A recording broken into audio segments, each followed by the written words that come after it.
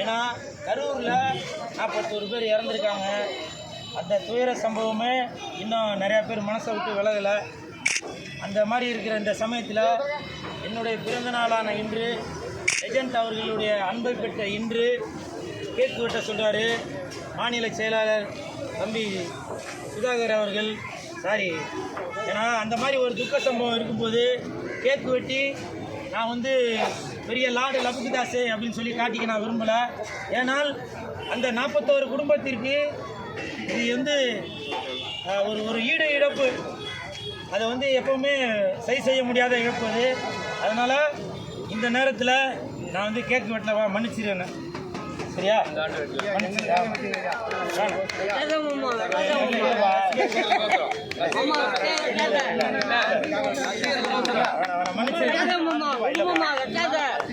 நீ சொல்ல கரெக்டுதான்பா.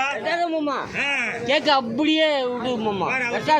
கரெக்ட், நீ சொல்ற கரெக்ட். இல்ல கேக்கு அப்படியே வெட்டாத விடு. இல்ல இல்ல இல்லப்பா இல்லப்பா இல்ல கண்டிப்பா வெட்டாத. வெட்டாதீங்க. வேணாம்ப்பா. ஆமா. வெட்டாத விடு. வெட்டாத.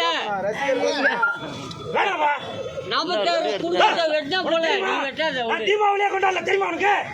எத்தனை பேருக்கு தெரியும் நான் தீபாவளி கொண்டாடல? மாமா உடுமா. நான் ஒரு பெரிய நடிகரா இருந்தா உங்களுக்கு தெரிஞ்சிருக்கலாம். தீபாவளி கொண்டாடணும் இல்லையா? நான் மட்டும் இல்ல, என் ஃபேமிலில தீபாவளி கொண்டாடல. லெஜெண்டா தீபாவளி கொண்டாடல தெரியுமா உங்களுக்கு? லெஜெண்டா தீபாவளி கொண்டாடல தெரியுமா? தெரியும்.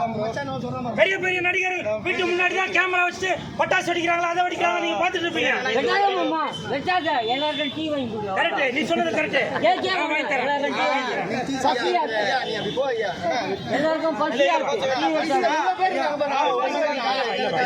மாமா நீ வெட்டினா நீ காலி. வெட்டினா நீ காலி. வெட்டாத. நன்றிப்பா, நன்றி. மாமா தான் கூலு. மாமா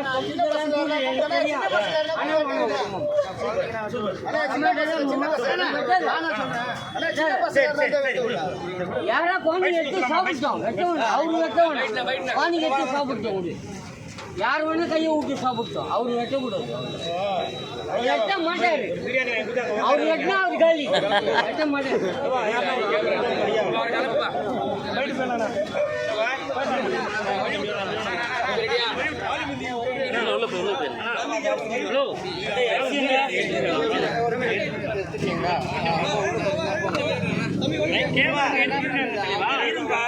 எல்லாரும் பேசாதீங்கப்பா.